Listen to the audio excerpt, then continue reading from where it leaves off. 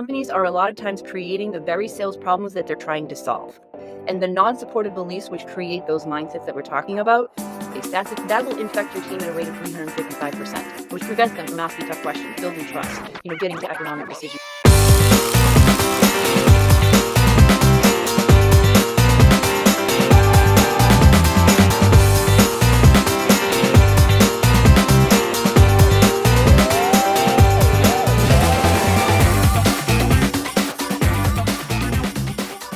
Hi, I'm Ed Marsh, host of the Industrial Growth Institute podcast.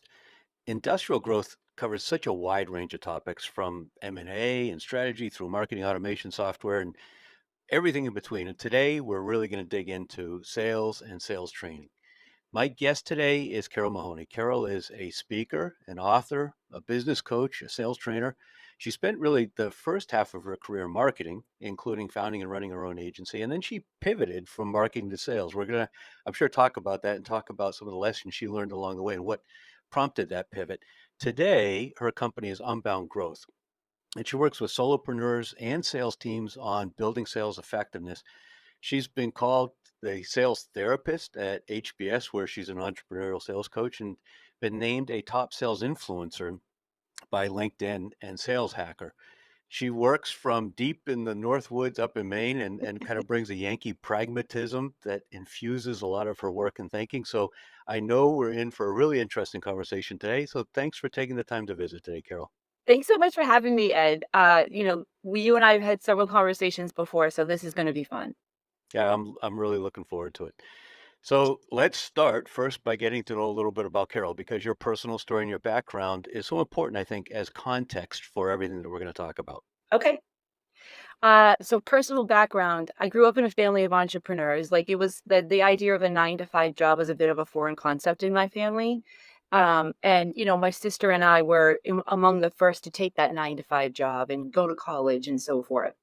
And I always had the heart of an entrepreneur. And so even when I was in college, I was writing a business plan for the business that I wanted to start in 5 years. I was testing it What out. was that business going to be?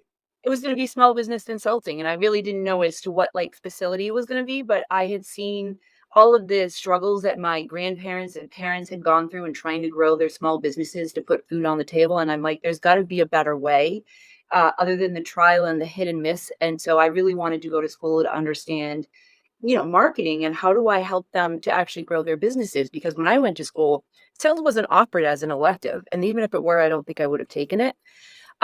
Because when my college advisor said that I should consider some roles in sales because I'd be a great salesperson, I made this ew, don't call me that face.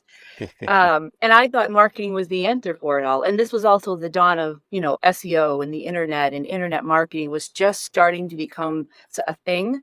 And I thought, I'm going to do such awesome internet marketing. We're not going to need salespeople, the pushy, slimy sleaziness of it. Everyone's going to be able to buy online, and we're going to eliminate the need for sales. That was such a seductive idea at that time, wasn't it? It really was. And I was fully bought in, had the Kool-Aid, was just all in. And after I graduated college, I, also graduated from the startup that I was working in at the time that was doing all of these great, cool tech tools. But in my mind, I had this plan. And part of that plan was working at a larger corporation so that I could understand how they worked and, gain some additional experience and some additional contacts. This was in 2007. Guess what happened at the end of 2007? Things got ugly in a hurry.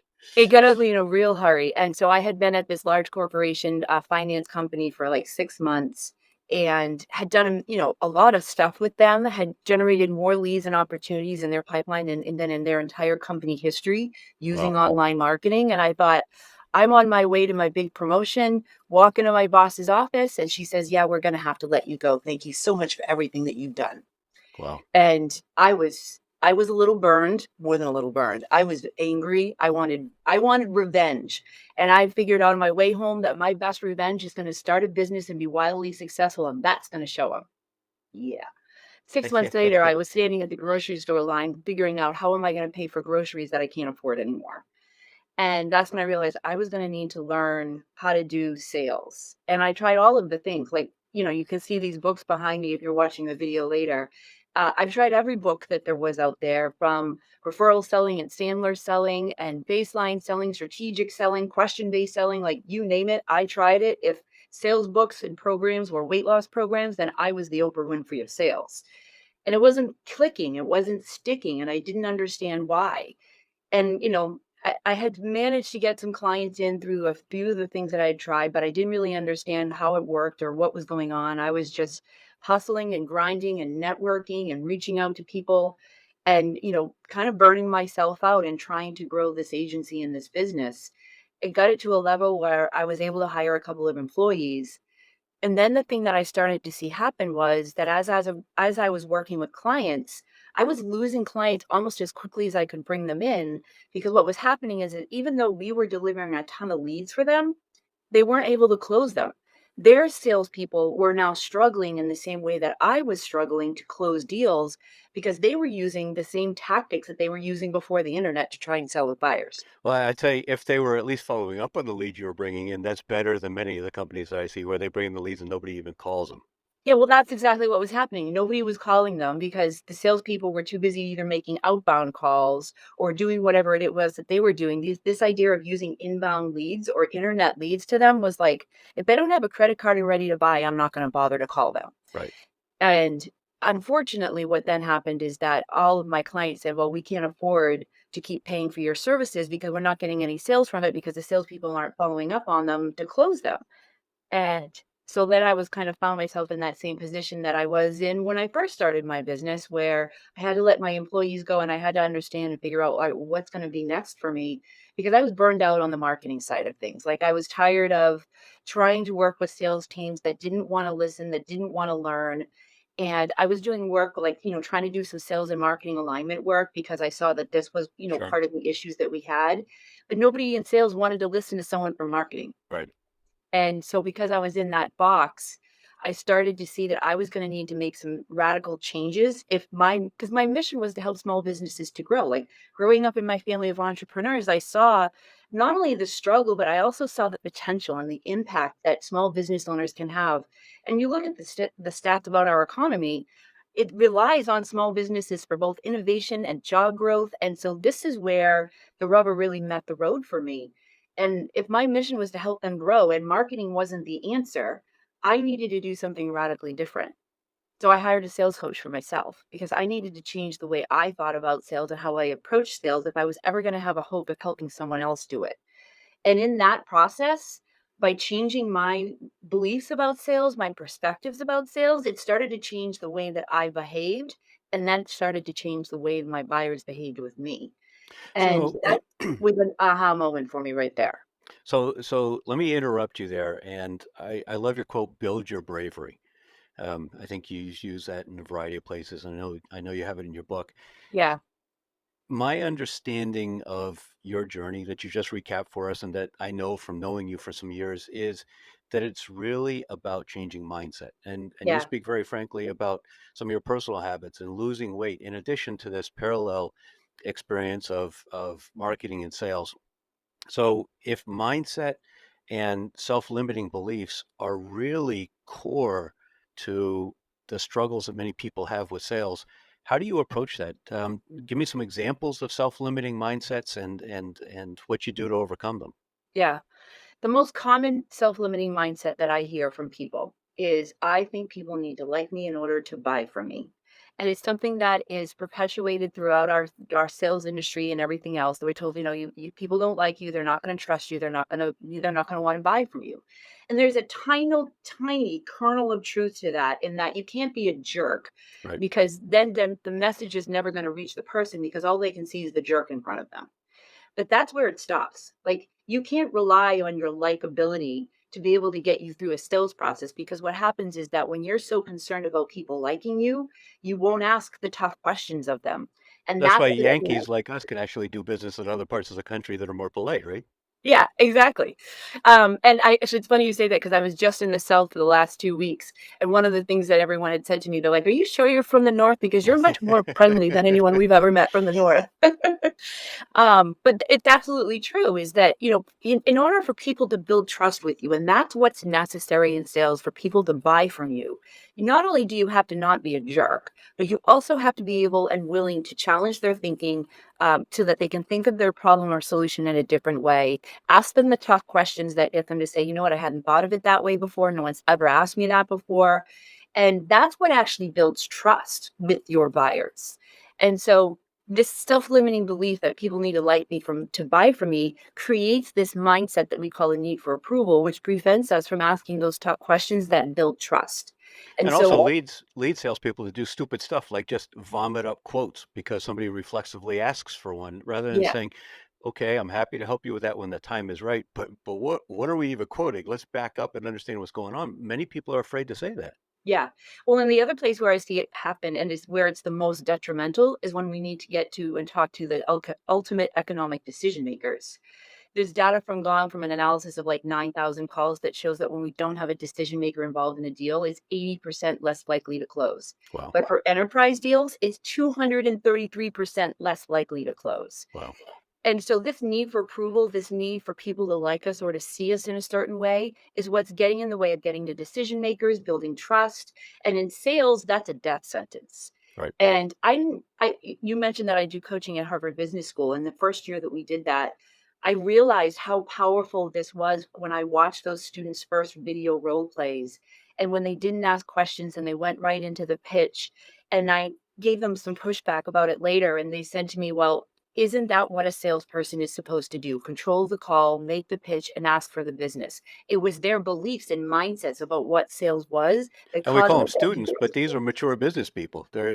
They're going to be leaders of enterprise. These are They've the been in business smartest for a number of business years. minds in the world right now that Right. have this perception of sales. So it's not about how smart you are. It's about the belief system that you have towards the behavior you need to execute on that causes certain behaviors in buyers that will determine your success. But I see in so many companies, they complain because their salespeople aren't being successful getting to decision makers. They're having a hard time doing outbound sales.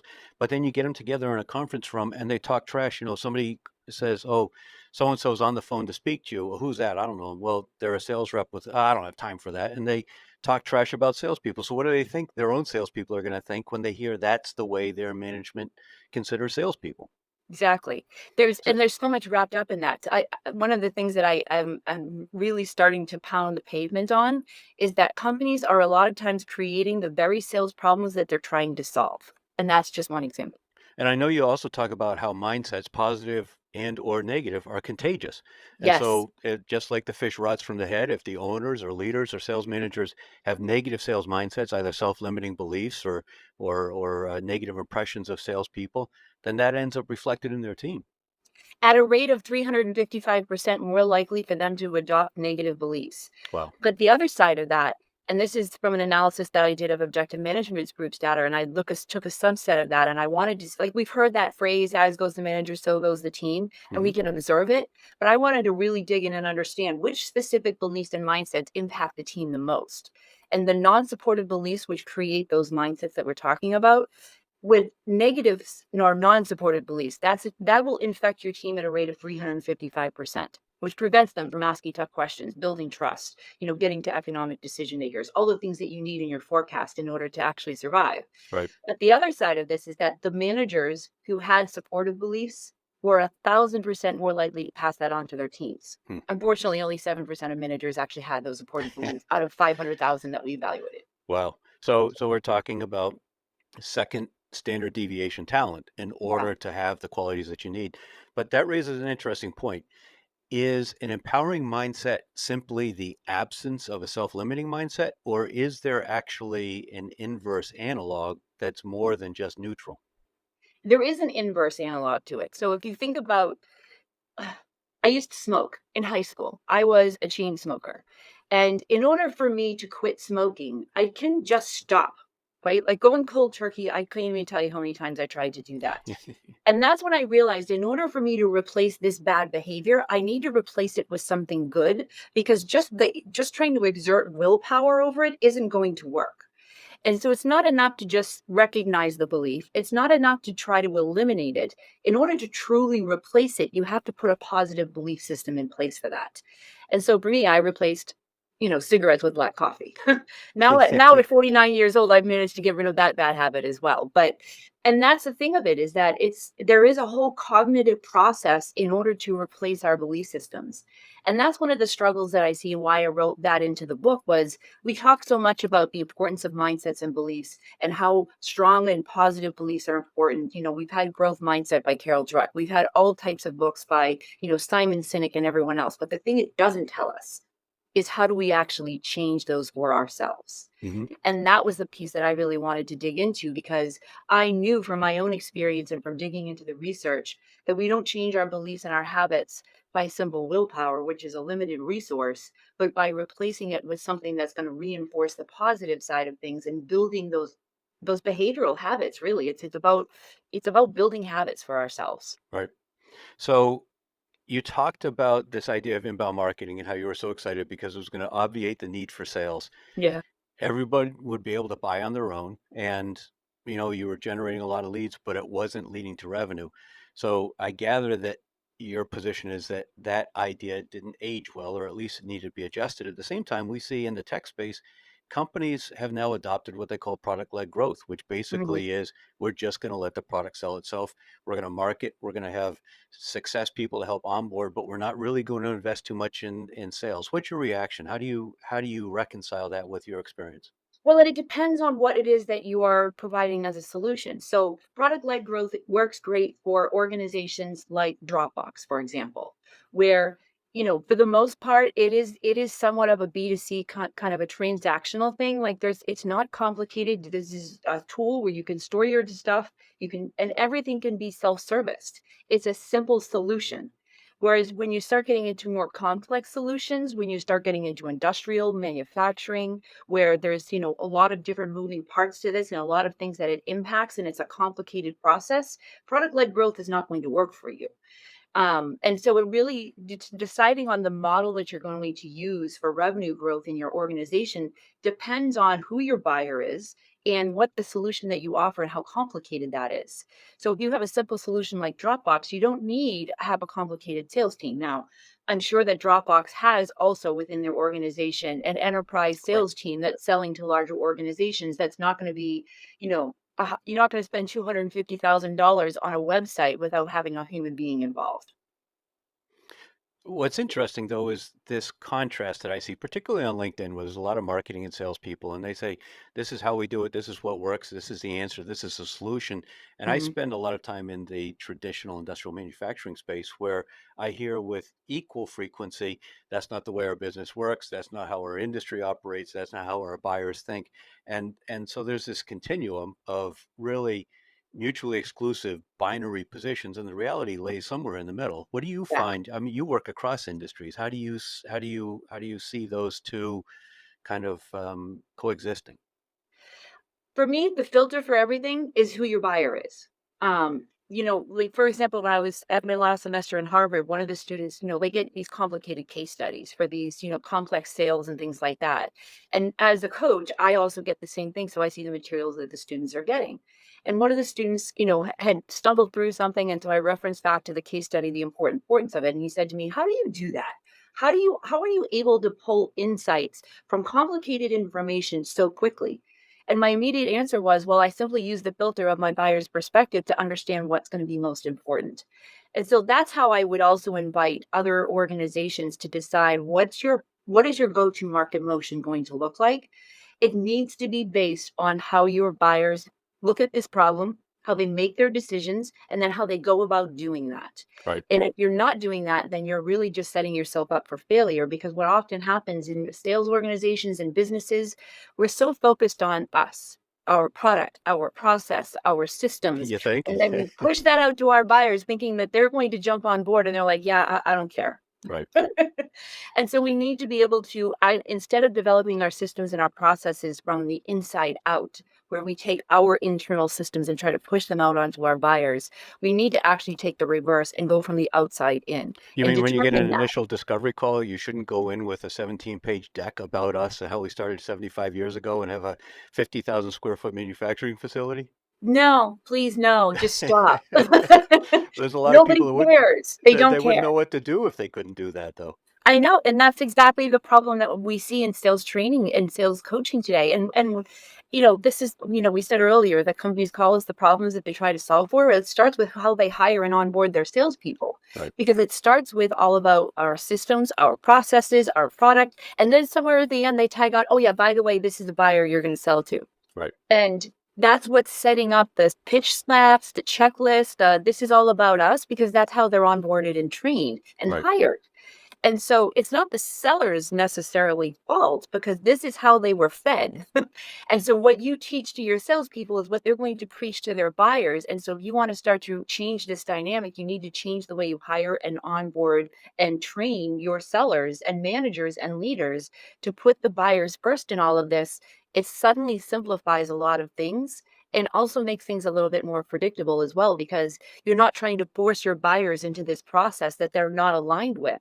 Instead, you're aligning your process with their buying journey so that you can have more predictable milestone-based steps in your process that tell you where you are exactly with your buyer and what's going to be next likely to happen. And if not, we take it out of the pipeline. Now we have more accurate forecasts. Yeah, particularly in a world where buyers are 70% of the way through their buying journey before they want to talk to a rep. Gartner has a great graphic, Bob Apollo has shared it frequently, Mm. that talks about the long slog that shows the buying journey just being a convoluted, contradictory It's not linear or pay. simple in any way, Yeah, right? it's Like, completely chaotic. it's like if you've ever watched a sheet map about how somebody navigates inside of a web page, they are all over the place. They're like a monkey that's high on crack or something. Like there's no linear logic to any of it, and You that, realize how ineffective your nav is when you watch those recordings. yeah, exactly. But that's exactly how sales processes work. We have, Right, this is our step, this is our next step, and then this is our next step. But we don't understand our why. Our buyers aren't following our steps right. because So our steps don't align with theirs. marketing and sales absolutely have to collaborate. They talk Yes, about alignment. I believe integration is more important. But exactly. backing up, sometimes there's a fundamental misunderstanding of what each is responsible for. And David Meerman Scott had an interesting blog post, I think it was yesterday, where he defined and contrasted sales and marketing. And he did it in a pretty simple way. What he wrote was marketing communicates with the many people who make up a buyer persona. Salespeople, on the other hand, communicate with one potential customer at a time, putting the buying process into context. That Right. struck me as pretty sensible. Do you agree? Absolutely. And something I've been saying from the beginning. It's kind of like the difference between training and coaching. Training is one to many. Hmm. Coaching is one to one. And that's the same thing with sales and marketing. In a ideal world where you have sales and marketing integration, the one-to-one conversations are informing the one-to-many conversations. And vice But that's versa. only works if you have a good salesperson who has supportive beliefs and skills to be able to extract that information from buyers instead of, well, they're not buying because they went to the competition because we're too expensive. And then it works the other way too. I mean, sales enablement is a great example where the one to many inform the one to one using Hmm. tools that can advance the sales process and the buying journey. Yeah, So here's a trick question. What's most important for an industrial manufacturing company, sales or marketing? sales. Okay. Defend that. Well, I mean, you can't take marketing leads to the bank. Like, if you could cash in on marketing leads, we'd all be rich. It takes a sales conversation in order for an actual purchase to happen. And unless you're selling, pens that you can do a product-led growth and just sell them online, you're going to need a person to have a conversation with another person. And there's no amount of marketing collateral that's going to be able to do that for you. Yeah, I agree. I think I'd explain a little bit differently. I think if you only did marketing, Mm, you'd sell some occasionally. If you only did sales, you'd sell more. Now you do them both together in the right ratio with the right tools, then you're really optimizing for effectiveness. But right. if you could only do one, if you only did one, it's got to be sales because that's the way to drive those conversations. Well, and it comes down to customer acquisition costs. And a totally sales motion is going to have a higher customer acquisition cost than when, like you said, you have the right combination of sales and marketing. Right. Ideally, marketing is about demand generation, but that also lowers that customer acquisition cost. And sales is the thing that helps you to increase the customer lifetime value. So I kind of look at it in terms of marketing is to lower customer acquisition costs, whereas sales is to increase customer lifetime value. All right, so you're mentioning some important KPIs. If I'm in an industrial company that has a CRM, doesn't use it well, hasn't built dashboards, doesn't track a number of those things, and you were to give me a list of, say, 5 KPIs that would really help me understand this revenue growth continuum from pre-awareness through reorder, what would those KPIs be? All right. So for pre-awareness, I would look at not email opens or email list size, but I would look at actual click-through rates of what people are actually clicking on. And so like the engagement metrics, not the open metrics or the traffic or anything like that. I would look at the engagement metrics as to what people are engaging on. So And time on then page, bounce rate, those kinds of things. not even time on, well, yes, time on page, but I would be looking for click-through rate from one page to another. Okay. Because you want people to move through some type of a journey on your website. And so I would be looking at the click-through rate from one page to another. And that's where you're really going to start to see where your marketing is going to be paying off. And then, of course, there's marketing qualified leads, but in sales qualified leads, I'm paying more attention to sales qualified leads. But you got Um, to define what that means, right? you have to define what that means with your salespeople because they're the ones who actually determine whether it's a sales qualified lead. You can only give them, all right, they've downloaded this, we have this intent data, and so we know and understand that this is likely the case, but sales is the one that decides whether it's a qualified lead or not. All right, so let me then take that back to something you said earlier, where actually our sales process needs to be a reflection of the buying journey. So sales isn't really deciding, sales is just translating what the Yes. buyers decided, right? Exactly. It's giving marketing the feedback as to, yes, this is a qualified lead because of these particular things that are happening within the company. We have, the right problem awareness and identification. We have consensus within the organization. Those are the types of things that I would be looking for as far as that handoff between sales and marketing go. Then the other things I would be looking at that are more lagging indicators, like the customer acquisition cost that we talked about, the customer lifetime value, that's kind of more towards the end. Also, retention rates of customers. And so if you have, you have a low customer acquisition cost, you also have a low customer lifetime value because you have a high churn rate in your customers. So those are the kinds of like lagging metrics that I would look at. But leading indicators that I would look at, these are things that tell you that you're headed towards those things, is I would look at the velocity that's happening throughout your pipeline. So if you have like a 6-month sales cycle and you start to notice that as you're making these changes, that sales cycle starts to speed up, I would look at how long your sales cycle and how things move through the pipeline. I would also then look at how are our average order rates increasing or are they decreasing? Because that tells you whether or not you're selling on value with your buyers. The other thing that I would look at, a leading indicator within your pipeline that is key for forecasting, is do we have other people involved in the deal? Do we have the economic decision maker? Do we have the people that, legal, IT, all of those key sort of stakeholders in the organization involved in this? That's one of the things that I use as a litmus test in my pipelines for my clients is who else do we have involved in this? That typically is what's going to shorten your sales cycle and increase your average order value. And decrease this dreaded deals lost to no decision, these deals that just kind of evaporate, which for many companies in complex sales is somewhere around 40%. Yeah, anywhere from 40 to 60% if you believe the research from Ted McKenna and the Jolt effect. The thing that's interesting about that research is that the the the status quo is not the thing that causes people to make no decision. It's the fear of making the wrong decision. And so, one of the other things that I'm starting to train my clients to do is to look at how are we handling objections? Are we bringing up the objections to lower risk first, or are we reacting to the objections that buyers are giving us? And starting to look at how does that impact our close rate in our sales cycle? Because what I encourage people to do is you be the one that brings up possible obstacles and objections and how to handle them so that you can lower that likelihood of no decision due to the fear of making the wrong decision. And another example of where sales enablement content can be really helpful. Companies in the industrial space, it's amazing. Their content typically consists of data sheets, Yeah. product brochures, and not Yeah. what is the CFO going to think about? How does the board evaluate this compared to other capital decisions? What's the operational implication of doing it? How long are we going to disrupt production in order to implement this solution? Hmm. All those kinds of things. people worry about them, people think about them, and to pretend they don't exist is crazy. Yeah, it's malpractice, actually. Yeah, good point. Absolutely. All right. So you mentioned the book. You recently published a book. That your first? It is my first, so that means there'll be And more. it was an easy journey, right? Oh, yeah, totally easy. It was like 12 years overnight, absolutely. And Um how did the launch go? The launch was amazing, and it was one of those things that I had these big dreams and visions of what it would be. Like I wanted to have this huge party and do this big talk at a big conference and launch it. And we did do that. So we launched it at Inbound last year, which is a major sales and marketing conference in the Boston area.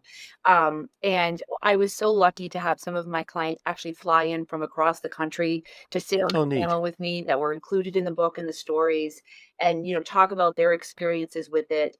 Um, Apollo, which I love their platform as far as that in the data that they have. They actually sponsored, they ordered books to give away to people at the conference, and then sponsored this huge party at Trillium that we were able to like mingle with people and talk with people, and so like I felt like a big deal. But what it really was about was I just wanted to get the buzz out about the book, and within the first week we had hit like hot new release on Amazon, which doesn't mean a lot to a lot of people, but when you spend 12 years on something, that little kind of recognition does mean a little bit.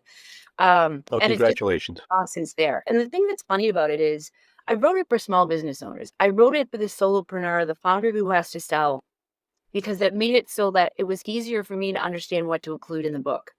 And a lot of times I was afraid, like, oh, that means it's not going to be relative to these other companies and organizations. And what I have found is that by focusing on that one particular buyer or that one particular person and their problem, is it's made it relevant in other ways to so many other industries and so many other contexts that I wouldn't have imagined before. Like, I just had a keynote and a workshop with the largest funeral services company in North America. Not a buyer that I would have ever thought that would have been in my audience, but that just kind of goes to show is that when you really focus on what matters to the people that you're trying to help, that it finds its way to the people who actually need it. What's interesting to me is I think we assume a degree of maturity in sales savvy based on the size of the company or the Mhm. seniority of a position. But what I find is that, Fortune, say 1,000 senior executives may not really understand where sales stand today. And Mhm. board directors may not really understand where sales stand today. And so if we live kind of immersed in a world like you do with a lot of in an area of the country that's very SaaS centric and technology centric and a lot of best practices and innovation in sales and marketing are occurring there, we kind of assume that that's what people understand. I think that's an Yeah, unfair assumption. I think your it book does is. a really good job boiling it down in a way that's appropriate for people regardless of the position or the side of the size of their business. Yeah, or how long they've been in sales. Like I've had people that have messaged me, and I'm thinking like, this is basic stuff. Like this isn't, Right. earth-shattering, groundbreaking. At least in my mind it wasn't because, the curse of knowledge, you think everybody knows what you know, like you said. But I've had people who've been in sales for 45, 50 years and have messaged me and said, you know what, I was starting to get down and out about the future of sales, but you just brought light for me into the whole sales industry again. Oh, how neat. Um, yeah, and then, like, I've had other people say, "You know what? I never understood why it worked this way. I kind of just learned it through experience and trial and error over the last couple of years, but now I understand why it works the way that it works, and now it's easier for me to teach it to my team or to replicate it in other areas." And that was really my whole mission behind all of this, is that we have so much knowledge out there based on some individual's experience in a limited capacity. And while there may be some truth to it, at the same time, we don't understand why it works the way that it works. And when we understand how something works and why it works that way, that allows us to adapt, to iterate, and to maybe even start to get ahead of some trends that might be coming down the pipe for us. Right. And that's why it was important for me to dig into the data and the research behind what works and what doesn't work so that people can create their own experiments, their own ways of applying this thing. Because when you understand the mechanics of it, you can then adjust it to yourself. Sure. So the title is Buyer First, Grow Your Business with Collaborative Selling. Yeah. Did you write the title and then write the book, or did the title come out of the book process? Half and half. So the first part of the title, Buyer First, was that I was set on that as being the first part of the title. But the subtitle, I didn't get to that until after I'd written the book. Got it. Well, I'd say having read the book, number one, everyone needs to go out and get it. That's the first thing I'd say. Secondly, there's a really fundamental message that you weave throughout it and you repeat it explicitly on a number of times. And that's that in traditional sales, we do something to a buyer, Mhm. what we want to do, our sales process. And you argue that in a buyer first world, sales is about something we need to do with a buyer. Yeah. Expand on that a little bit. So, so much of sales, the last 100 years of sales has been focused on the tactics and the techniques and the things that we need to do to persuade and to influence, i.e., manipulate our buyers to do the things that we want them to do. Are you saying the And it, tactics aren't important? not that the tactics aren't important, but when we focus solely on the tactics and the outcome of the tactics, we ignore why or how that might work or not work. And Okay. we don't see the other person on the other side of the conversation. We only see what we are trying to do and what we are trying to accomplish and what we are trying to get out of them. And so by focusing solely on the tactics, one is we tend to try one tactic and then another. And it's like being out in the ocean without, without a sailboat or a steer, and you're just being tossed about by what the latest wave and trend and fad might be, Right. with no idea of why it might work or where it comes from or if it even works. This is just, somebody's great idea. And so by focusing on the tactics, it's become a thing that we do to others people, right? Like we've all had that experience with the used car salesman and all of the tactics that they try, and we recognize them. Well, that's what's also happening in sales. We recognize that when they try to create urgency, we recognize when they use discounts to try to get us to do something that we want to do.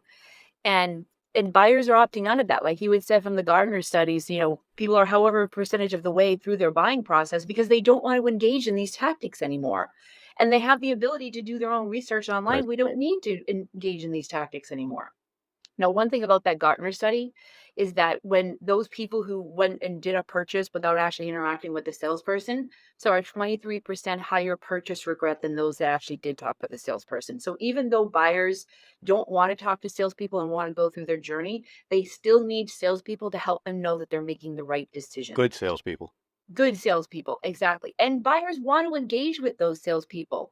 And this is the other side of that, is that the research also shows that buyers value salespeople who actively listen to them and challenge the way they think about problems and solutions to give them new perspectives and ideas on that.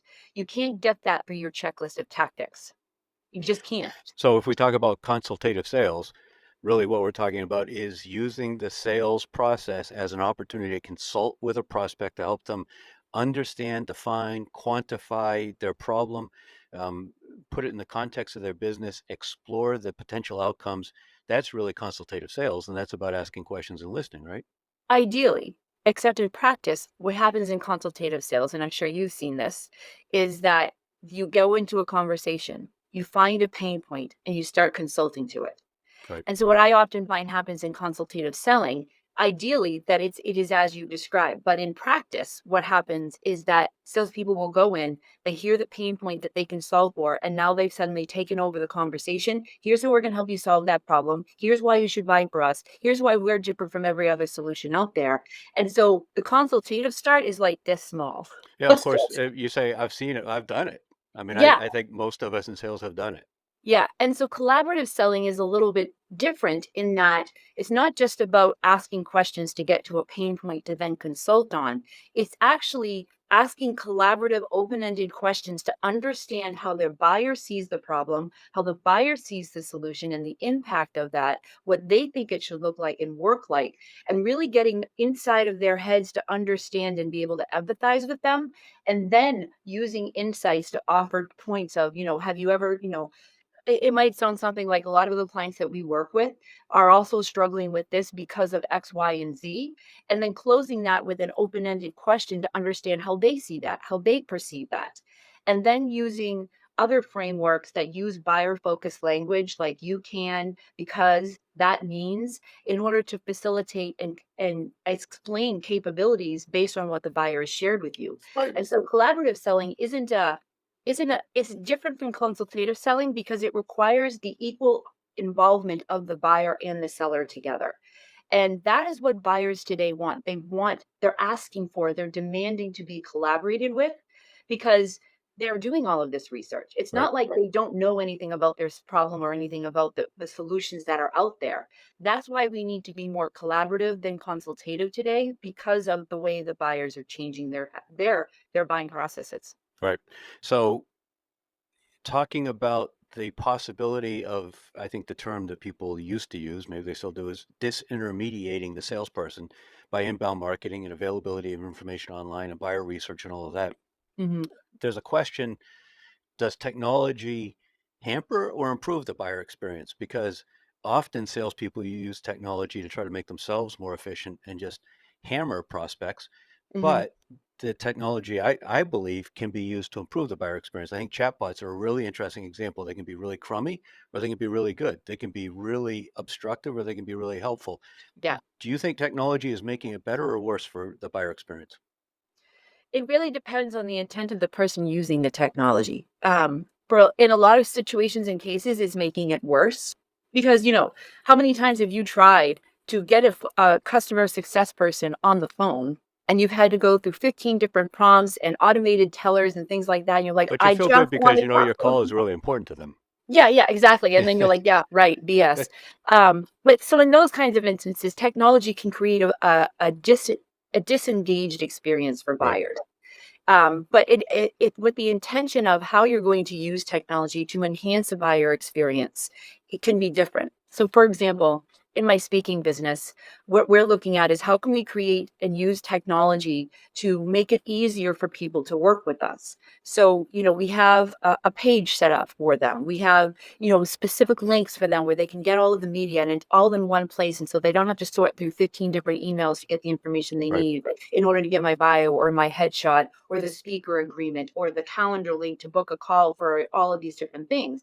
That's one way that we can use technology to create a better experience by reducing or eliminating friction in the process. It also can be a great tool for us to use to understand our buyers. So, I spend a lot of time in the book talking about how we can use technology like LinkedIn and other sites in order to do research on our buyers before we actually reach out to them or talk with them.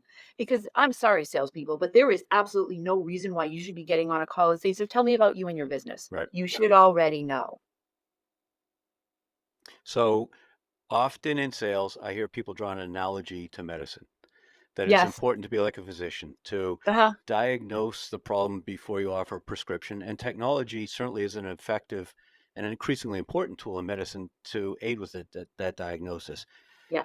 On the other hand, you share in your book stories about doctors who are locked into some kind of a mindless flow chart and algorithm without actually thinking about the patient. And I Right. think when people tell salespeople to behave like a doctor, that may not be such a great analogy anymore. Do you agree? I do agree because the majority of us, when you've gone into a doctor's office, like I write about in the book where I had thyroid cancer. And so for 10 years, I was going from one doctor to the next, getting medical records from here to there, wasn't getting any clear answers as to why I still didn't feel good. And, all the doctors are like, well, everything looks normal here. And they stopped there. Like, whatever problems you're having are all in your head because Right, all of this stuff looks normal. My checklist says you're fine. right. My technology says that you're fine. And so there's no actual conversation that happens. And so So my sales process says that I've solved your problem and you need to right, buy. you should buy now. You Yep. should just give me your credit card. There's no reason why you shouldn't, right? Or my checklist of questions has been completed and now I understand your problem completely. No, Yep. you don't. And so that analogy doesn't work as well as it maybe did before, except that there are pockets, and I was fortunate that I was able to find a doctor who took a more collaborative approach, who actually asked me questions saying, you know your body better than anyone else. What do you think is happening? And, used the technology and test and then didn't just say, well, everything looks normal, but actually explained it to me so that I understood what it meant. So there are doctors out there that show these kinds of behaviors. Unfortunately, for the same reason that salespeople struggle to connect and have empathy and collaborate with their buyers, it's also the same reasons why doctors struggle with that because you have all of these policies and procedures in place and insurance. And, like I have a doctor now who she said to me, I wouldn't be able to survive and pay my bills if I ran my business the way the corporations wanted me to. Hmm. I wouldn't be able to spend more than 15 minutes with my patients, which doesn't allow me to really dig any deeper and understand anything. And so what she's done is she actually has like a concierge fee where I pay a fee for her every year.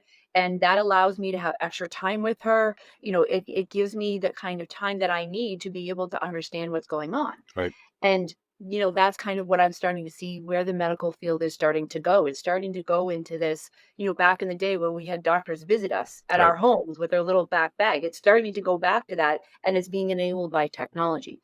But back to your point, like the analogy of that we need to have a doctor-like relationship with our buyers is it's just as tough for doctors today as it is for sellers today for a lot of the same reasons. And so sometimes you have to take yourself out of the system that exists in order to start to change it. And so I look at it as you need to sell like a doctor, but a doctor who actually spends more time with their patients. Yeah, I That think isn't about the 15 minutes that they have. you just really raised a really good point, and that is that the system, I hate that term, but the system in which we exist creates many of the problems that we end up frustrated with. Yeah. We just accept that we're supposed to do things in a certain way, and we end up making it difficult for ourselves. Yeah, because we're trying to change this, the idea of trying to change the system from the inside is like, there's the brick wall. Go ahead and Right. hit your head on it till you let me know when you're done. All right. So talking about brick walls, let's talk about buying teams and committee decisions and change management. I mean, each of those is like banging your head against a brick wall in my Mhm. experience. You cited in your book a Gartner study that finds that out of 1,000 B2B buyers, 80% voiced uncertainty in their own ability to manage change. So if realizing the value of a positive outcome of a buying decision requires change, Mhm. and they're not sure that they can manage it, then what's the point in buying? This goes back to the jolt effect, I think. But what do you recommend? So this is where salespeople can add the most value because when you look at buying committees, like take the typical enterprise sale where there's anywhere between 9 and 11 people that get involved in that. The You're numbers I've seen are higher now. I think it's 12 to 15, but Oh, okay. it's certainly at least 10, and most Yeah. people are talking to one or two. Yeah, pre-pandemic, I think it was 5 to 6. It's doubled now Right.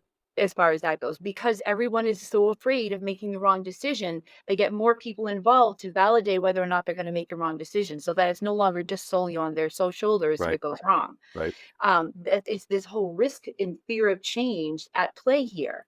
And so one of the things that there's a couple of things that salespeople can do and sales leaders can do in these kinds of situations. One is you need to train your salespeople on how to sell to each member of that buying committee, which means that they're going to have individual discovery calls almost, and then group discovery calls, because your goal as a salesperson is to help them to get to that point of consensus. Because if you can't get them to agree on what the problem is and what the impact of the problem is, you're never going to get them to agree on what the solution for it And is. you got to know up front that of that buying team, a third of them are going to be pissed that they have to spend their time on that. They've got other Right. things they don't think is relevant to their department. They think the money ought to go to another project that benefits their group. Some of them are just going to be obstreperous and obstructionist and passive aggressive. And Yep. some are really fiercely committed to trying to make it happen and Yeah. trying to manage across that, particularly when decision makers step back and give the responsibility for the decision to the committee so that they can kind of shirk that personal responsibility for potentially making a mistake. It makes it really hard. It does. It's like the term herding cats, but herding cats who are high on catnip kind of a thing. And so for sellers, you really need to look at how do I sell with each one of these individuals? And then take what I have learned in discovery with each individual and start to find the threads that connect them together so that you can start to address the gaps that you're seeing, the different, like you said, everybody has a slightly different agenda. An example, I was working with a coaching client, a startup founder selling into the enterprise, huge enterprise, by the way. And she had the exact same thing happen where she's got, 5 or 6 different people on a call and it's just her. And so what I coached her to do is to reach out to each individual on that buying committee, set up a conversation with each one of them, get it, and go through the collaborative discovery questions that I talk about in the book. And what she was then able to do with that is to then, when she got everyone together, was able to pinpoint and point out all of the different perspectives and the overlap and the gaps and the inconsistencies and how her solution would help to solve those particular gaps and inconsistencies. Now it's moving forward into the next stage. Now, Obviously, this takes time. Obviously, it takes diligence and patience. But the payoff is that you can actually start to see things move inside of an organization. Um, and for her, especially as a startup founder, this is invaluable intel as to how she continues to shape her product for an enterprise solution. Right. And so, really, when you're faced with having to deal with multiple buying committees, you have to look at how am I going to sell one to one to each? And then how am I going to then put all of these puzzle pieces together so that they can all see how it's interacting within their own organizations? Because a lot of times, what's happening, even though they're in the same organization, heck, even in the same department sitting next to each other, it doesn't mean that they're having this conversation effectively. So the fact that somebody's been in the same industry for 20 years, knows a lot of people, knows the technology well, what I'm hearing is their sales skills that made them effective at some point are not necessarily the sales skills that are going to make them effective at this point. They have to really up their game regardless of how long they've been doing it. They have to be at least a second standard deviation sales talent, I would say. Yeah, exactly. Because I mean, the only thing that's constant here is change. And if you've been in sales in the last 10 years, you've seen that happen. Right. And, the fundamentals of sales doesn't change. Active listening, asking really good questions. But we get so wrapped up in what the latest tactic and techniques are, we forget the fundamentals. Right. And if you've ever watched martial arts or, anything like that, they're focusing on the fundamentals and that's what makes them masters at something. Sure. The Like wax on, wax off routine. exactly, and it's funny because, a lot of the coaching that I do is the wax on, wax off routine, and so, like, if you're struggling with active listening in your sales conversations, I'm coaching people on how to do it in their personal conversations, Right. because that's something that you can practice every day so that when you get into this sales conversation, it's wax on, wax off. It's muscle memory at that point. You talked about some of the affirmations that you've gotten from your clients. I had a really interesting bit of feedback from one of mine, a sales manager that I've been spending some time helping, who told me that he actually found that his relationship with his wife had improved Mhm. because of how he was listening now Yep. and reacting or not reacting and I thought that was really neat to hear. And for It somebody to is. have that kind of a victory then certainly gives them energy to go and more vigorously apply these lessons learned. Yeah, and that's why I encourage my clients to practice on people around them. Mhm. And I've had my clients say the same thing. Michael Douglas, not the actor, the salesperson, has said to me many times, my relationship with my wife and my kids and my coworkers has completely been transformed because of the coaching that I did with you and how it carried over into my sales conversations. That's neat. And I'm always encouraging I've had clients that come back to me and said, I just got engaged to my longtime girlfriend. It never would have happened if I hadn't gotten coaching from you. Sales is really about good communication Right. skills. And that is something we can practice anywhere at any time on anyone around us. So if you really want to be a better salesperson, start learning how to actively listen and ask good open-ended questions of people and do it with everyone around you. I can't tell you how many Uber drivers' life stories I've heard. Well, it's certainly a great role play exercise for sure. It is. And it's muscle memory, right? And then the other thing of it is that as you start to do it more and more, you get more comfortable with it. Right. You get more confident with it, and you start to realize what I say over and over again is that it's not about you. It's really always if you make your intention for it to be about the other person and be genuinely interested in them, the rejection, the uncertainty about what to do or say next starts to diminish because you're not making it about you or how you look or how you're perceived or how successful you are. It's about how do I understand this person and help them in the most consistent way possible. Well, it goes back to your anecdote of those students at Harvard Business School, where Right. before you started the exercise, they were relaxed and conversant and comfortable with each other and chit-chatting and extracting information from each other in a normal way. And as soon Mhm. as you said, "Okay, flip the switch, now we're going to do it," then they became rigid and uncomfortable. It's a weird reaction that people have. And I think it's because if you look up the definition of sales, it's an exchange of value. The difference between a sales conversation and a personal conversation is money. Right. There's an exchange of value that's happening, and it's still an exchange, so it's a collaboration. But now suddenly money and the worth of something and the worth of our solution now comes into play. It changes this dynamic. Right. And so, when I'm using assessment tools, I don't use personality assessment tools because how you behave in a social situation is different how you'll behave in a sales situation. But if we can learn the skills in a social situation and get comfortable with them, then we can start to get more comfortable with them in a sales Right. conversation. You use MVP, the acronym MVP, in an interesting way. You talk about most valuable problems that buyers have, most valuable Mhm. products, or I assume services that we have that we can help them, and the most valuable process. Explain that process part. So the process part is like we were talking about before. We design our sales processes from the inside out. This is the steps that we need to go through. And the process for the buyers, though, is not necessarily the same, but there can be an alignment with that.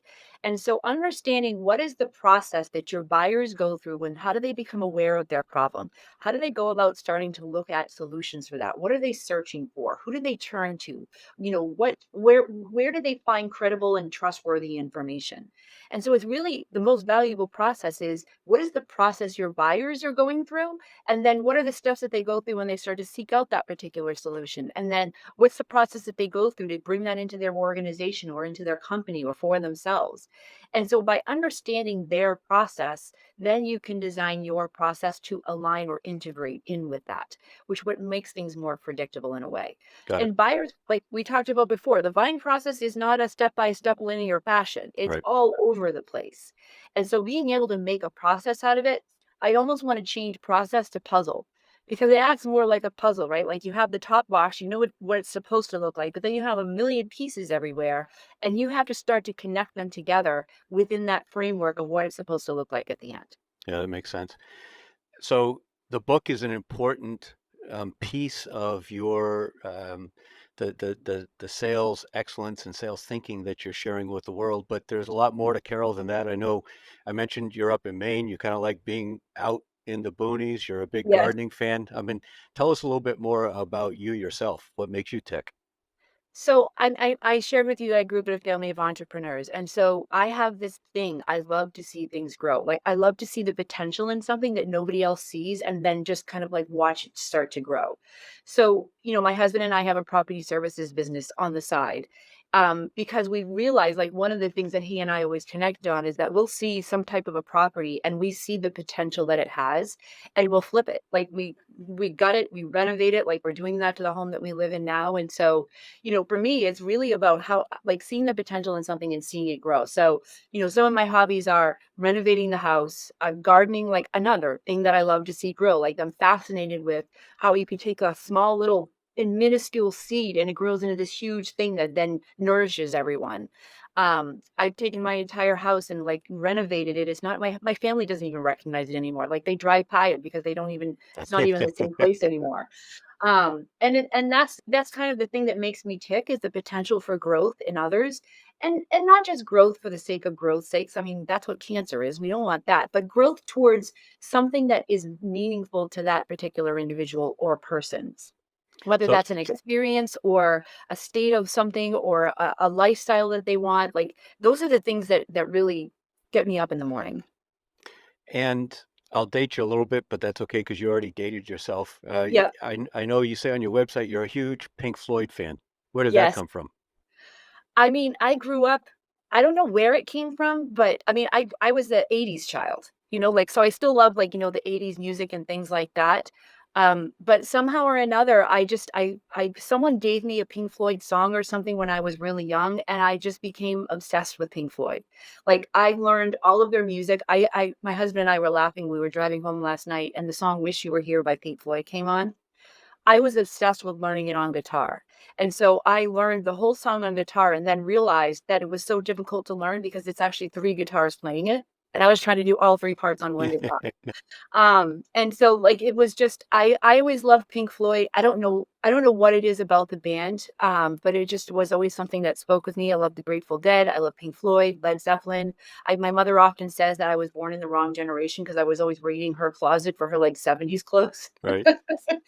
And so she's like, you know what, you just have an old soul, and maybe that's what it is. But I've always had somewhat, and like if you look at my Spotify playlist, you'll see that I have a very eclectic taste in music from, country and grunge rock and blues to opera and classical, video game music, Pink Floyd, Led Zeppelin, even Eminem is on there. So it's a pretty wide and diverse range. I love music. Actually in college, I had the decision I was either going to go to Berklee College of Music or I was going to go to a local community college for writing Wow. and going for writing. What But instrument were you going to go play? piano, piano and guitar. Interesting. So I had this thing where I would take classical piano music and transpose it into guitar tablature so that I could play Beethoven's Moonlight Sonata on guitar. Cool. And then I would do the same thing with guitar music and translate it into pianos. So I would just because they're both string instruments, so it just works. And I was in many rock bands throughout school and Still? after. Not as much still, although you will occasionally find me singing karaoke somewhere, Got and it. sometimes in my keynotes, I might sing a little riff of something here and there, but, it's just a part of who I am. Understand.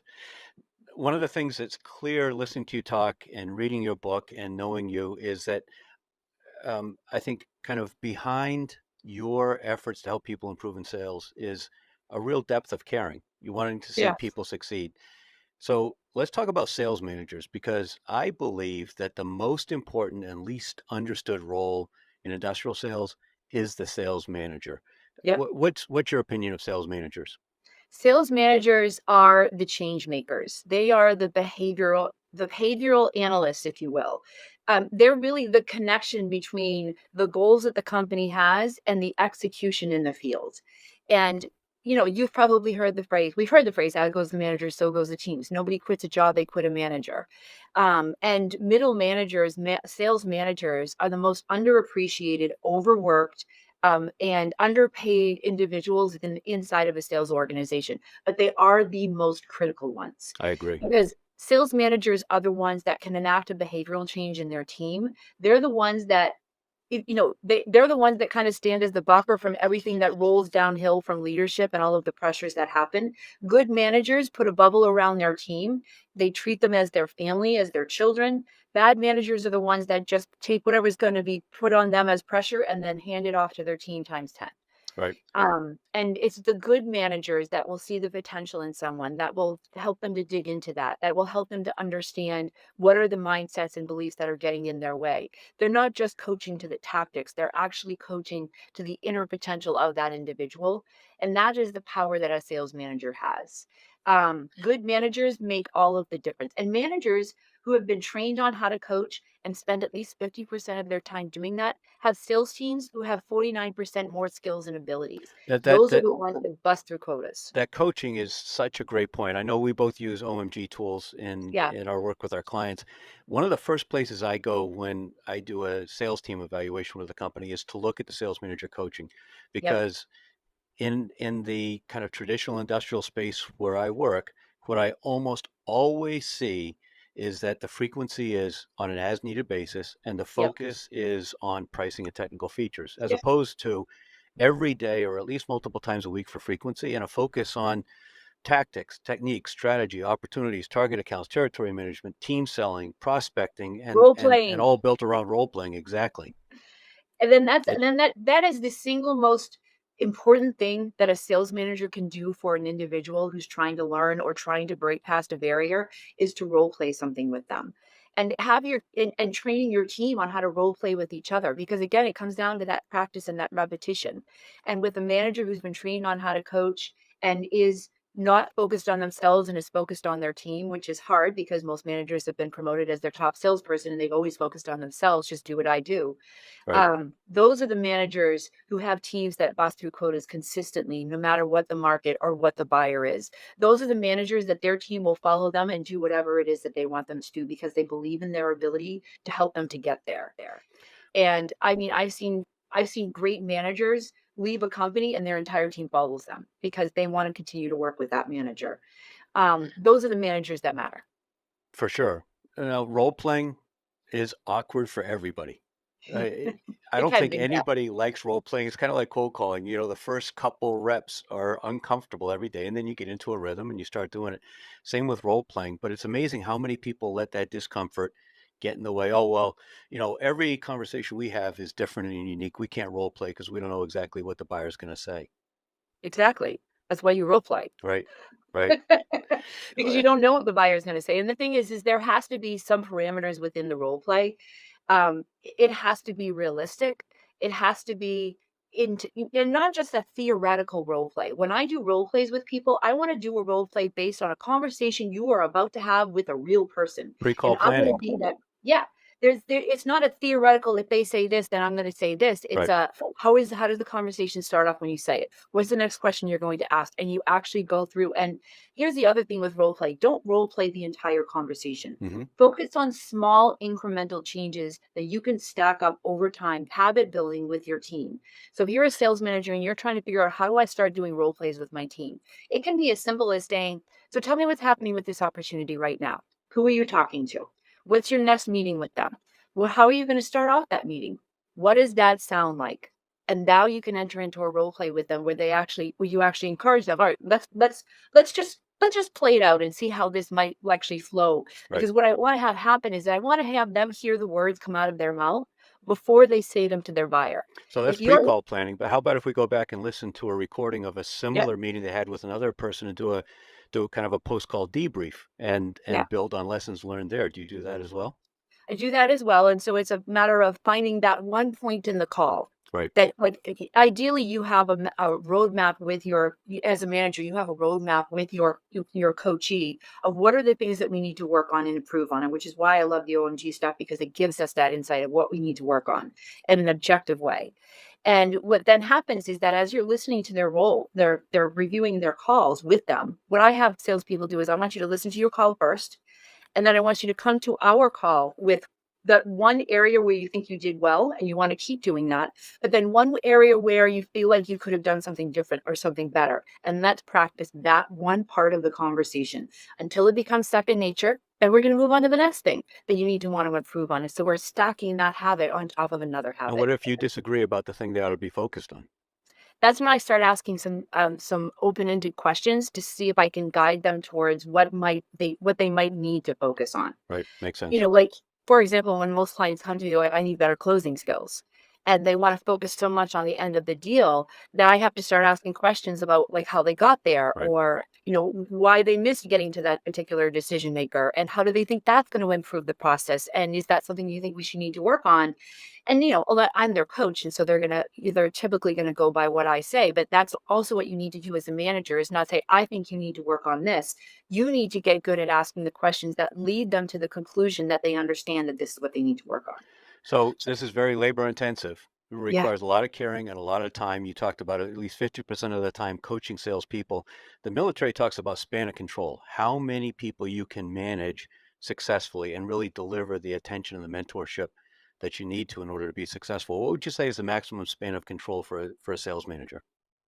I think my ideal number is 8, Really? and it can go up to 10. But what I Wow. often see is it's usually between 12 and 14, sometimes 16 people that are assigned to a sales manager. Ideally, the number is 8, because that's what allows the manager to not work 70 hours a week, still coach their team 50% of the time, and also then do all of the other functions that they need to do in recruiting and reporting and things like that. 8 is an ideal number because it gives them the ability to have multiple meetings a week with an individual, as well as team meetings and everything else, just within, like, a 40 to 50-hour week. I'd Uh, I'd push back. I'd say I think the maximum number is 4 or 5, mm, particularly if they have any of their own direct sales responsibility. There's a which they lot of should. research, again, going back to the military, that says that really 3 to 4 is the maximum effective number. Yeah. And I would love to see it at 3 to 4. I just don't know that we'll ever see anyone in sales have less than 8. On the other hand, if we can get salespeople doing $10 million quotas instead of $1.5 million quotas, then it's a lot easier. There's enough money there to invest more in them and support them. And obviously, it's a chicken and the egg sort of a problem. Yeah. Well, and I think that's an important point, because if you're hiring the best fit salespeople for your organization, you don't need to, put every seat has to be filled that you could possibly fill. And therefore, if you're hiring better salespeople and you're hiring better managers, you don't need to hire as many, because Right. they're going to be capable of so much more. But instead, what I see happen is that there's a rush to fill the seats. And so they but not necessarily the best people in the best seats, and then they have to expend all of this time and energy to try to coach and train them, Right. which they don't actually do. And then they wonder why, they have such a high turnover in their sales team. And why, what is it? I think 40 to 60% of salespeople miss quota chronically. Yeah. Yeah. And that's only getting worse. And so what is their response? They raise the quotas. Right. Well, we All need you right. to sell more, so we're going to raise the quota. Like, somehow that's going to work. Let's shift gears and talk about community. You're the chair of the Boston regional chapter of Emblaze, and I had never heard the Emblaze name before. I always heard AAISP, or the American Yeah, Association of Inside Sales Professionals. yeah. What's your connection to that group, and why do you think it's important? Why do you invest your time in it? So I think it's important that, we have, one of the things that I like about Emblaze is that they are using research and data to inform best practices, which you don't always see a lot in communities. A lot of communities are about the expertise of the people in the communities, which is valuable, but it doesn't point to a scientific process that helps us to really truly understand why things work the way they do or don't work the way they do. And so that's one of the reasons why I was so excited about when Emblaze came to be, which was actually acquisition of AAISP by another organization. And what I look at it as is having our small local community in Boston is that we can take this higher level research and how do we now work together to figure out how we're going to apply this to our companies in our region. And so for me, it's an investment in my local community in the Boston area and the companies that are going to create the jobs there. Is if I can help them to start to apply some of these things in their organizations, that they can grow better, that they can hire better, that they can train better, then that's going to help our community, our local job market to grow. And it's going to attract more companies to. And so for me, it's kind of this high level, how do I take what I'm doing at a small scale and how do I make it into a bigger scale with other organizations that they can start to be able to apply these things? Because even though we have the knowledge, we still need the people to help us to apply it. And so having a community of people where we can discuss these topics, where we can talk about what's working and what's not working in the context of our companies, and really being able to share and collaborate with each other. It's through the collaboration in our groups that we're actually able to start learning things.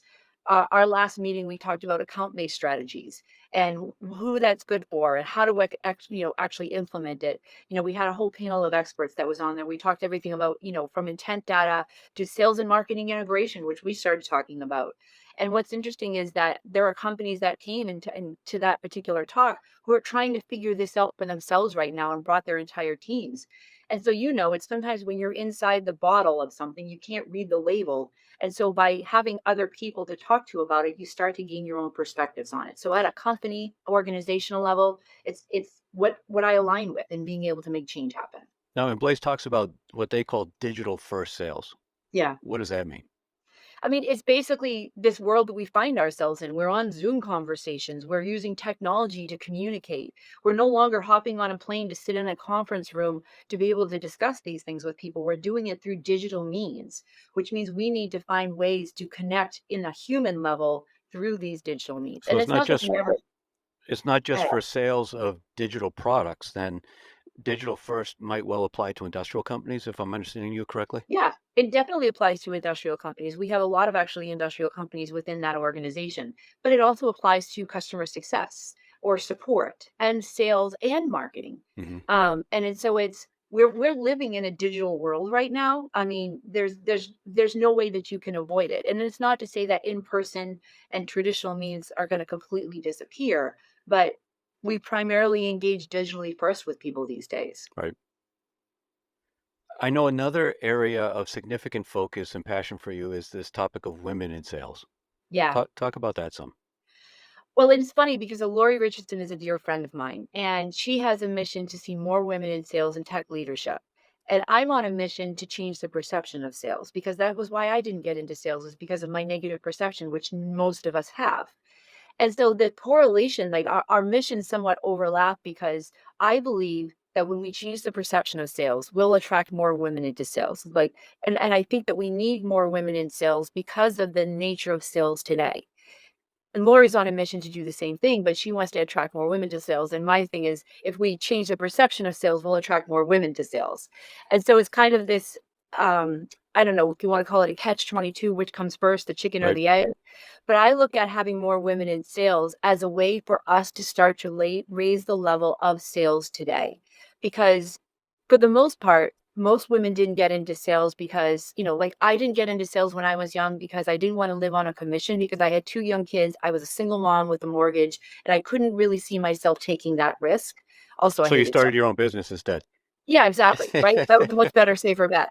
And I just learned how to sell anyway. Right. But I think that having more women in sales is going to change the perception of sales because we are more inclined to listen.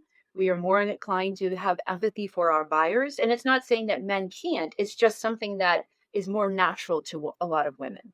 And I think that also by doing that, we're going to change the perception of sales the more women that we get into sales. And the opportunity, I mean, you talk about the pay gap. I mean, there still is a pay gap for women in sales. They still make less than a lot of their male counterparts, even though they perform better. But the pay gap is not as great in sales as it is in some other parts of the industries. But hasn't the And so, SaaS and tech world made a lot of headway on women in sales? I mean, I think of Joe Rowley, for instance. She's an icon in sales. yeah, I mean, they've made definite progress, but it's still pretty rare to see a sales team. I mean, to see a sales team to have 50% men, 50% women is not as common as people might think. But when you start moving up the chain into sales leadership, those numbers get even smaller. I see.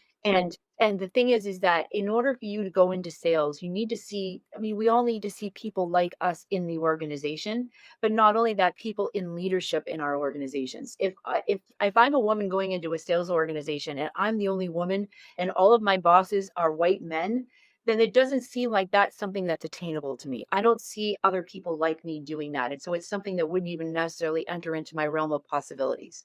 Well, maybe I would, but not everybody would. And so I think that's the other reason why it's important for us to have more women in sales. The other thing is this. This is the biggest reason. Our buyers demand it. Buyers are looking for diversity and innovation in the conversations that they're having. And if we have, forgive me for this, if we have the same white men, we're not going to have the same diversity of thought and innovation that we normally would. When we have women and men and different races and colors, you get different perspectives. And that is what buyers want in organizations is they want to one be able to see themselves in that. And there's actually been some research and data that ties this to the bottom line.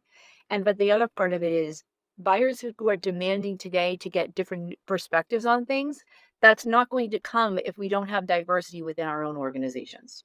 So we won't dive into all of this stuff, but I mean, I think the bottom line is what buyers want. You spoke earlier. They want somebody that's going to listen, help them understand their business challenge, help them understand how to achieve the outcomes that are important to them. And that means somebody with business acumen, business savvy, the ability to listen, the ability to reason, um, high levels of creative thinking. And so, really, those sorts of intellectual and personality skills become really important. Yeah, exactly. And, you know, women have a lot of buying power today. So they want to see themselves in that kind of realm of things. So I think that, the other part of it is that where everyone is struggling to find sales talent, but they don't realize that they're alienating 50% of the population by the way that they actually hire that sales talent. And some of the best sales talent, because there's a lot of data that shows that women actually sell at a higher and better rate than a lot of men do. But we're still the minority. It's still paid less. All right, shifting gears again. Your company's called Unbound Growth. Where did that Yeah. name come from? Well, there's inbound, there's outbound, there's even all bound, but I And called it near bound. unbound and near bound. Yeah. See, there's all of these bounds. I called it unbound growth for a couple of reasons. One is because the whole point of it's not about us, it's about our buyers. And our buyers are the ones who decide what bound it is that they're going to be. And whether it's inbound or outbound, they don't use any one of these channels. They use all of these channels. So that was one reason is that it's all about the buyer and the buyer is not beholden to whatever process or methodology that you want to follow, right? So we need to take that off of the table. It's whatever it takes to get in front of our buyers. That's what we're going to do. The other part of it is that Ethically. called it ethically. Yes. Always ethically, always for good, never for evil. And the other part of the reason that I called it Unbound Growth is because it's really focused on the personal development of individuals. And again, back to I love to see the potential for growth, and human potential is limitless. It is unbound. And the other part of this is that when you become unbound from something, it opens up the possibility for so many other things. When we get bound to one particular thing or one particular way of doing things, it limits us. And so unbound growth is both about the limitless potential of individuals to grow. It's also about our buyers' tendency to not follow our own processes. They're going to do what they're going to do. And so we need to not be bound to the way we do things. Right. But then if you look at the symbol of the company, it's actually a Celtic Triskelion symbol that actually means progressive growth. And so that was the reason why I chose Unbound Growth, because it is all about the progressive growth of individuals in the service of others. Cool. And so within your company, your revenue model is You speak, you've got book Yep. revenue, you coach individuals, you train teams. Are those the legs of your stool? Those are the legs of the stool, and so, the speaking part is to really get the message to people to inspire a change and a belief in the potential of something. The one-to-one coaching is really about the potential within that individual, and then the team coaching, like I do training on how to hire salespeople because that's the first step, but then I also do training on how to coach your salespeople. And so that you can start to implement these things within your own organizations, as well as training on the sales and buying process itself. And the book is a recurring revenue stream that it's really just about, I told my husband, this is my insurance policy. If I get hit by a bus tomorrow, somebody else can learn from my mistakes. Like I never expected to make money off it. I still don't expect to make money off of it. It was more of I want to have this in the world so that other people can learn from it. And it's led to a lot of these other things. So you're Um, helping a lot of people learn from you, but you learn yourself. So YouTube yeah. channels, podcasts, blogs, what do you recommend? Where do you suggest that people, particularly in the industrial space, go to learn about sales?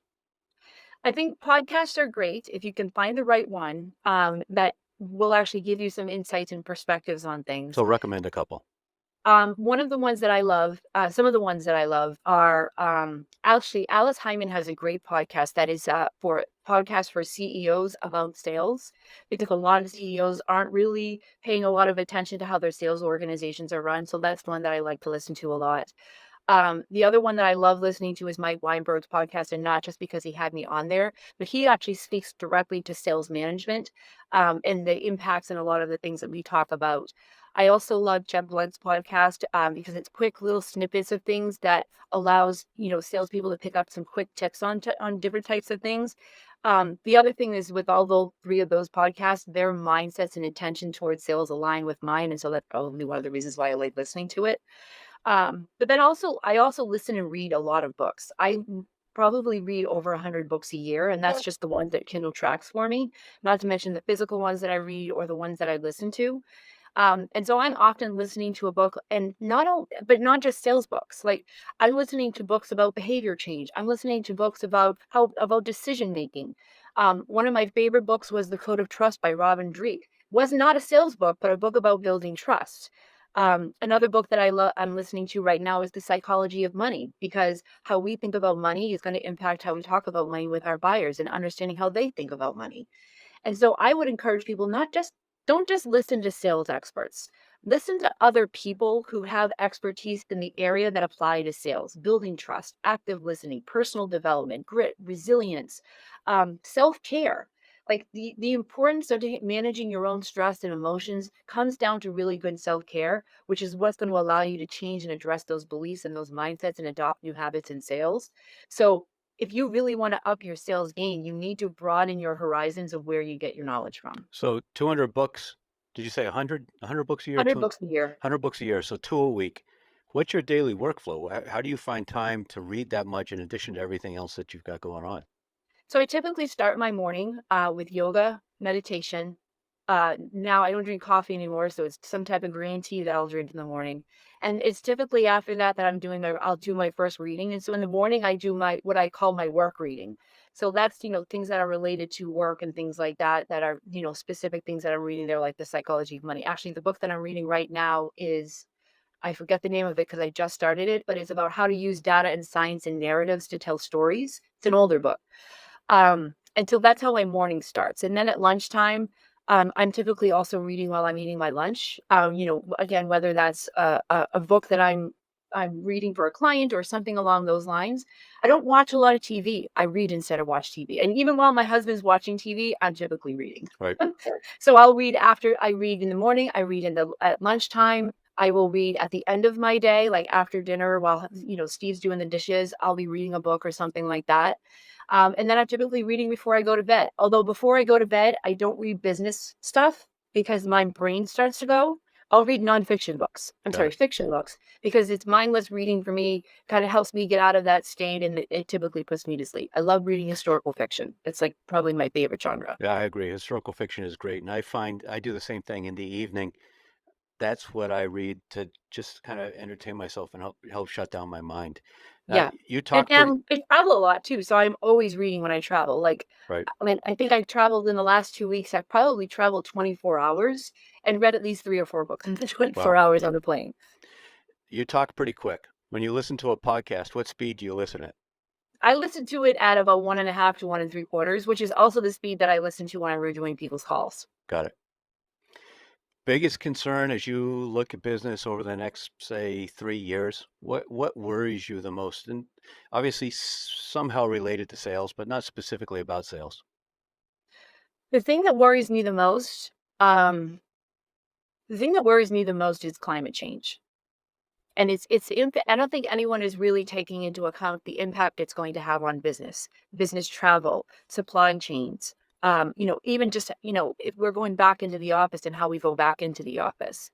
I think it's the underlining thing that's going to cause so much disruption in the next 5 years that people are not anticipating in ways that I don't think that we can actually even forecast yet because nobody really knows how it's going to. I mean, we're still kind of like guessing as to how it's going to impact us. Like we've had the mildest winter that we've ever had in recorded history, and it's not going to get any easier. I think the impacts that it's going to have on business and infrastructure is going to be deep and far-reaching, and we don't even quite have a handle on what that's going to be yet, or a solution for it. Got it. And we think about like power outages. One of the things that I'm seeing happen a lot, especially in the South, is that they're having these brownouts and power outages and internet shortages. And if we're going to be doing everything digitally in business, that's going to have a pretty big impact. Sure. Absolutely. All right. Everyone needs to head to their bookstore, buy a copy of Buyer First, Grow Your Business with Collaborative Selling. And then once you cross that off your list, if they want to get in touch with you, Carol, how do they find you? How do they reach you? How do they connect with you? So you can go to my website, which is carolmahoney.com. And by the way, if you do purchase the book this year, we're doing a monthly sort of group open office hours, group coaching session for everyone who purchases the book. So once you do that, go to carolmahoney.com in the books page. You'll see at the bottom of that order page that there's a form to fill out that you can sign up for our monthly, 1 hour kind of group check-in. Bring your situation, your questions. You get me for an hour for free. But then you can also find me on LinkedIn, which is where I spend most of my social media time. If I'm not reading, I'm on LinkedIn. Got it. And LinkedIn, your profile is what? Just Carol Mahoney. There's only 2 other real Carol Mahonies out there, so if you search for me, you should be able to find me pretty easily. Good. All right. So as we wrap up, Carol, we've had a long conversation, a really wide ranging conversation. Yeah. We dove into details, we zoomed out to high level theory. Put it all into perspective for us with some final advice.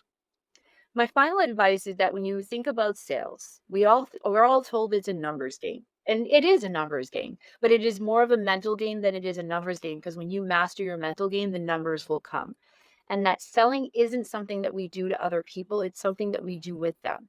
And when we take those things and you put them together, that's where you're going to see your ultimate success come from. And not only that, but you're going to feel good about the success that you've gotten because it has truly helped other people. Got it. A great way to wrap up. Wonderful conversation, Carol. Thank you for your time. Thanks for joining me. I hope people find a lot of value in this, and I hope that everyone buys the book and reaches out, connects with you on LinkedIn, and learns more that you have to teach. Thank you so much for having me. I know it was a long conversation, but it feels like it flew by. Perfect.